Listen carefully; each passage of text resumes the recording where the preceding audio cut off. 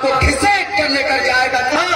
नर्क के अंदर। चूंकि तुम्हारा हम सब का परमात्मा कहता है ये शास्त्र विधि मुत्सुच, जो आदमी शास्त्रों को नहीं मानता, वर्तते काम करता, कुर्सी की मानता है, पावर की मानता है, वर्तते काम करता, ना सिद्धिम वाप्नुति, मुक्ति नहीं मिल सकती उसको, न सुखम, न इस धरती पर सुख की जिंदगी गुजार सकता है, न पराम गति, मरने के बाद तुम नर्क में जाकर जलोगे, कभी भी सुकून नहीं मिलेगा। दुनिया के अंदर नफरत की राजनीति और गुंडागर्दी करने वाले ईश्वर कह रहा है।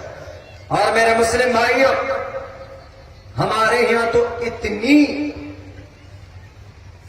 ताकीद है, अल्लाह के नबी अलैहिस्सलातु वस्सलाम पर जुल्म दर जुल्म किए गए, लेकिन मोहम्मद ने क्या कहा?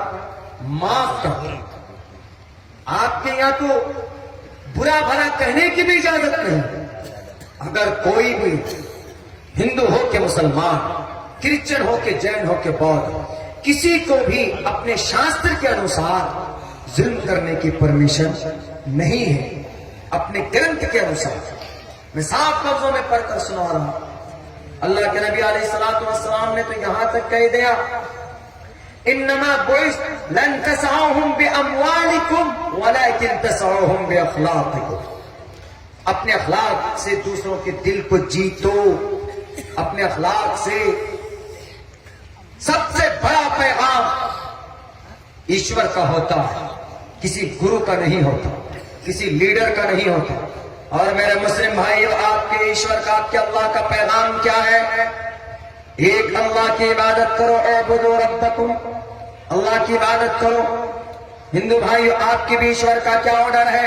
तत्सयते भक्तिवान से शियामा माचिदन यद विशन सत्य कायो यारिशन यद्यैकैतमस्तुहि कृष्टिनानि विचन्ननि।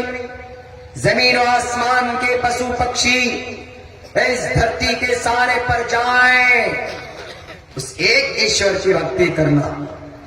उबुदु रब्बकुम, ऐ मुसलमानों अपने रब की इबादत करो। ये पैगाम अगर किसी और की किसी और के बहकावे पे आ गए, गांधी जी की गद्दी देकर के ईमान बदल गए, दंगा करने चले गए जवान, नहीं एमएलए साहब का फरमान, नहीं हमारे लीडर साहब का फरमान, चले गए दंगा फैलाने, निहत्थों के ऊपर लाठी चार्ज करने, हिंदू मुसलमानों के बीच में पथराव करने। ईश्वर माफ नहीं करेगा। साफ लफ्जों, सबसे पहली चीज एक अल्लाह की इबादत। अल्लाह को छोड़कर किसी और की इबादत न तो कुरान कहता है न तो वैद कहता है। अगर किसी और की इबादत कर ली तो अल्लाह कहता है कि मुशरिक, he is a mushrik, he will not go to the paradise, definitely he will not enter the sword, वो जन्नत नहीं जा सकता। अगर हिंदू भाई अंदंत प्रियो शांति संभवती मुपास्ति, ईश्वर को छोड़कर हवा आग पानी को अगर परमात्मा आपने मान लिया तो आप कभी भी अंधकार में ही रहेंगे, आप प्रकाश में नहीं आ सकते। अंधन तमह, अंधकार में चले जाए। यही पैगाम, बेसिक पैगाम हमारा यही, मोहम्मद रसूलुल्लाह का बेसिक पैगाम यही है। आपसे पहले जितने भी अंबिया आए उन्होंने सिर्फ इसी बात की तबलीग की कि लोगों या अय्युहन्नास क़ूलू ला इलाहा इल्लल्लाह तुफ्लिहू, ए लोगों एक अल्लाह को मान लो कामयाब हो जाओगे। लेकिन आजकल के लाल बुजक्करों को, आजकल के नफरत बोने वालों को ऐसा शक होने लगा है कि नहीं मोहम्मद रसूलुल्लाह ने ही इन लोगों को तलवार चलाना सिखाया, मोहम्मद ने ही इनको जिहाद की ऑर्डर दी। जिहाद का मतलब समझते हो? जब इस देश में जालिम अंग्रेज आया था तो कोई माए का लाल सामने खड़ा नहीं हो पा रहा था, तब जाकर मौलाना शाह अब्दुल अजीज मुहद्दिस देहलवी ने एक फतवा लिखा और उन्होंने कहा कि इस देश के लोगों, भारत के मुसलमानों, अगर अपनी इज्जत को बाकी रखना चाहते हो, अगर अपनी इज्जत, अपने सर को बुलंद रखना चाहते हो, अगर इस देश की आन बान शान को बाकी रखना चाहते हो तो सर पे اور اگر تمہارے پیٹ کے اندر روٹی نہیں ہے تو پتھر باندھو اور نبی کی سنت کو زندہ کرتے ہوئے تلوار لے کر ان گوری چمڑی والے انگریز کو بھگانے کے لیے تم میدان میں آ جاؤ. جہاد تم پر فرض ہو چکا ہے. جہاد کا یہ مطلب ہوتا ہے، جہاد کا یہ مطلب ہوتا ہے. پرمہنس داس جی الٹی سیدھی بات بھونکنے سے تال کٹورا اسٹیڈیم میں تمہارے کہنے سے جہاد بدنام نہیں ہوگا. جہاد کا یہ مطلب نہیں کہ کسی نہتھے کے اوپر کوئی ظلم کیا جائے.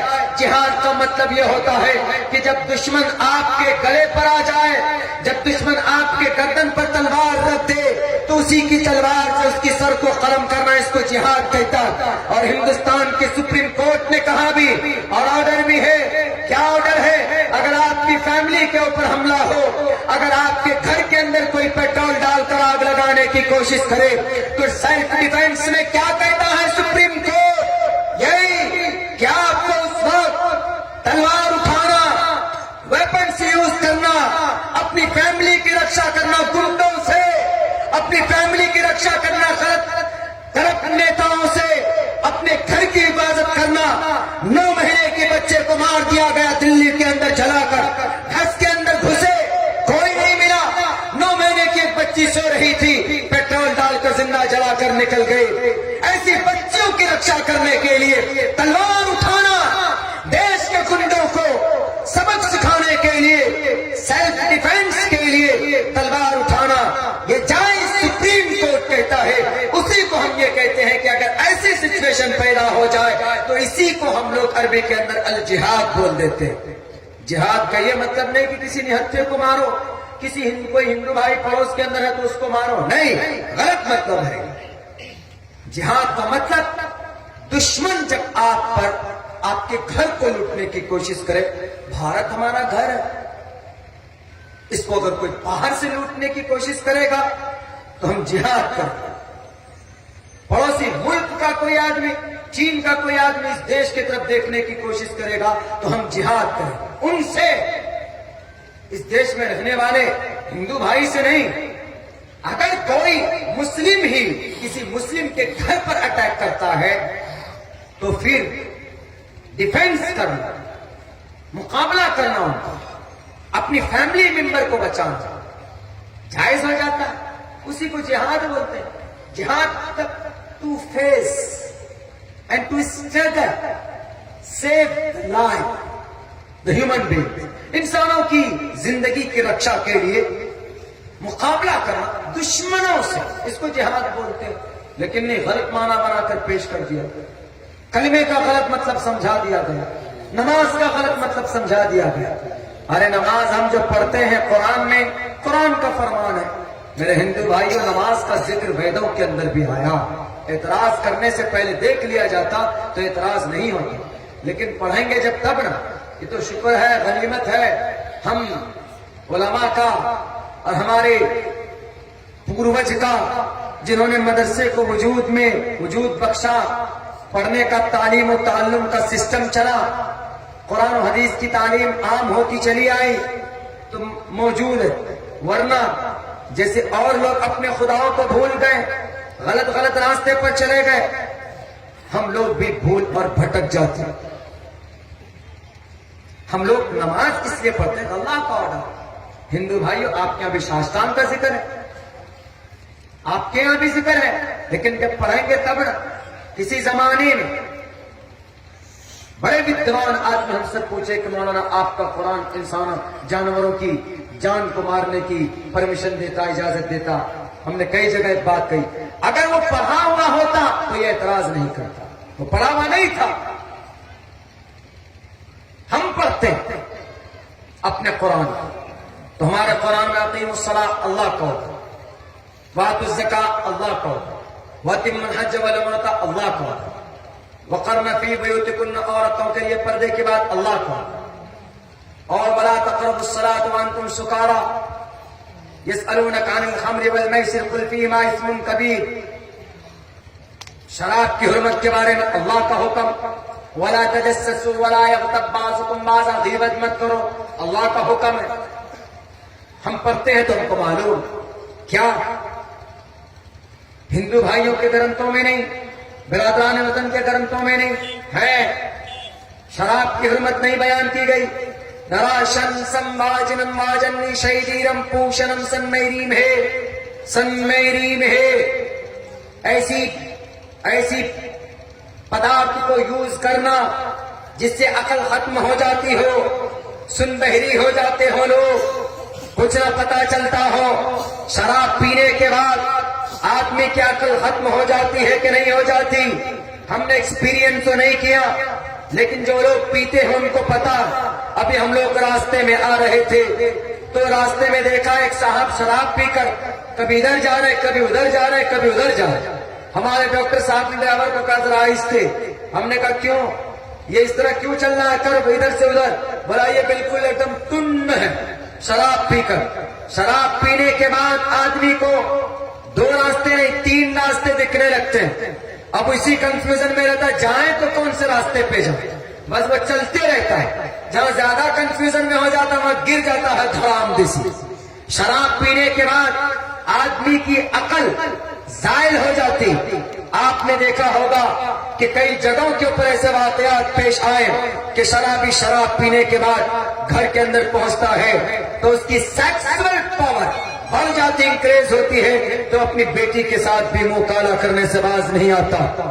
یہ شراب کی نحوست. مظفر پور کی ایک بیٹی کولکاتہ کی سرزمین پر کسی کالج میں پڑھنے جاتی تھی. وہاں کے کچھ ٹھیلا چلانے والے شرابی شراب عام پی جاتی ہے، بنگال کے اندر بھی اور نیپال کے اندر بھی. ہمارے بہار کے اندر تو اس کے اوپر بندش ہے، لیکن وہاں بھی اندر اندر بہت شراب کی تسکری چل رہی. وہ تو صرف زبانی دعویٰ ہے کہ بند ہے، اب تو اور زیادہ شرابیں مہنگی ہو گئی. جو تھیلیاں پہلے 60-50 روپے میں ملتی تھی، اب بہار کے اندر چلے جائیے تو 250 روپے کے اندر میں وہ تھیلیاں بکتی.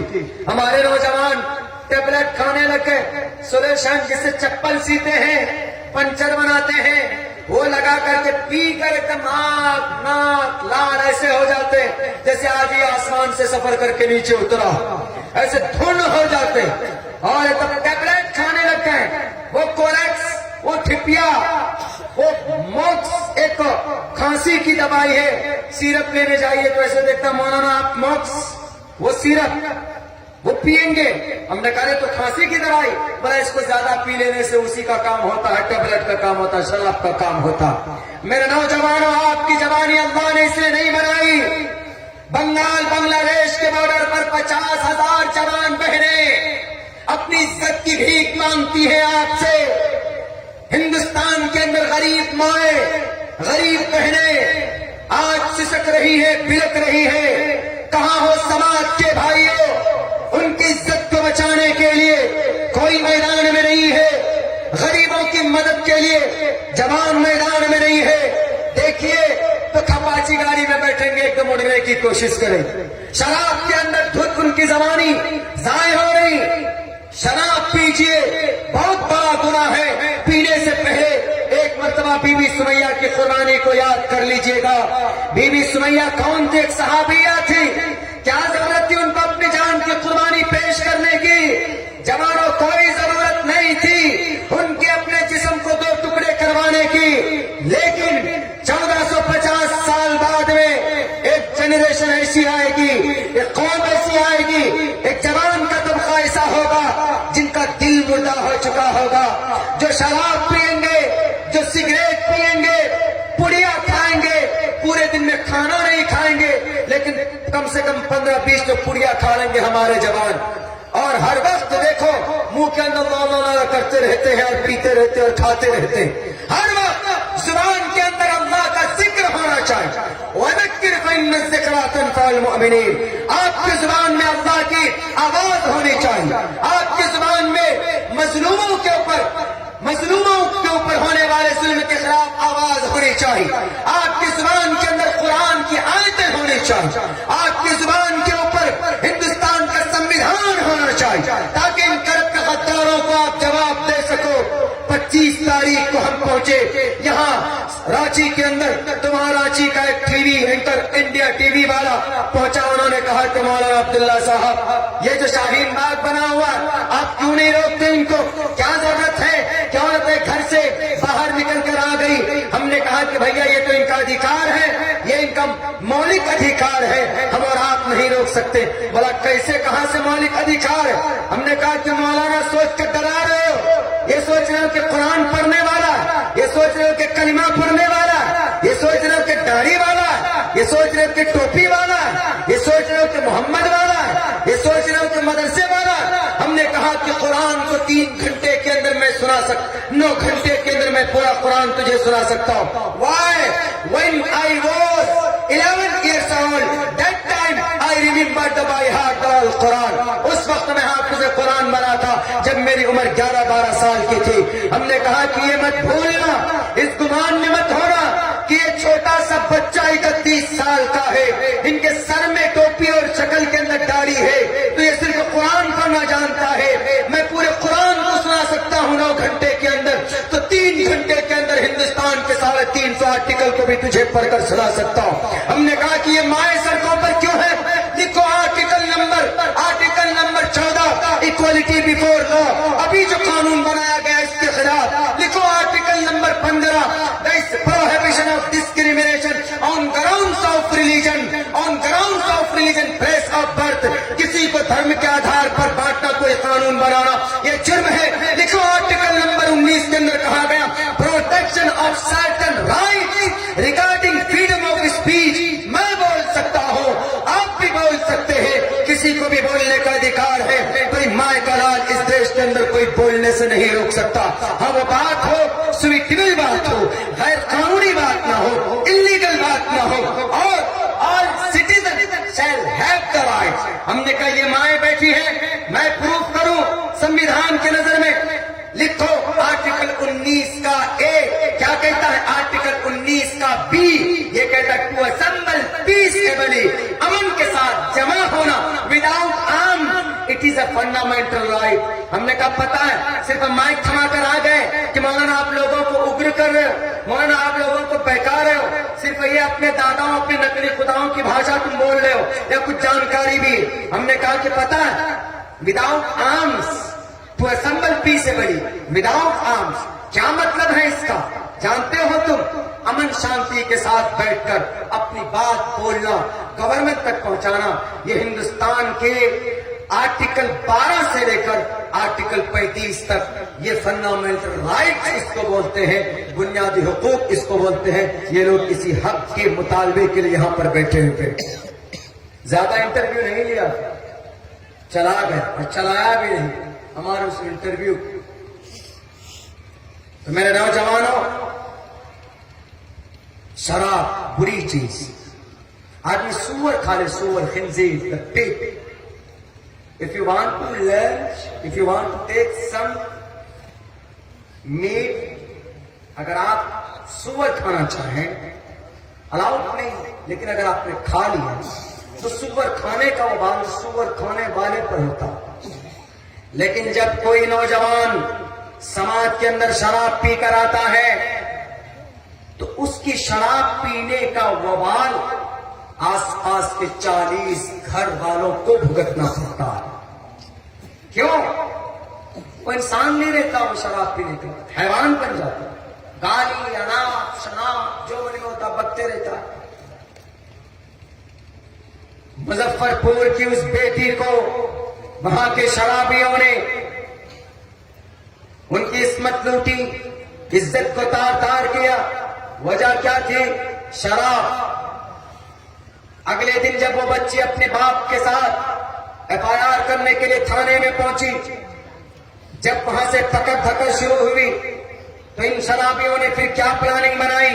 इन्होंने सोचा कि अच्छा हमारे खिलाफ FIR, अब एक काम करो, जब जेल में जाना है तो इसका काम तमाम कर दो। यहां तक तो ठीक था कि आपने गलती की, आप अपने ईश्वर अल्लाह से तौबा करते और उनसे माफी मांगते, वो माफ कर देता तो अल्लाह भी माफ कर सकता था। तौबा करने के बाद अल्लाह की नजर में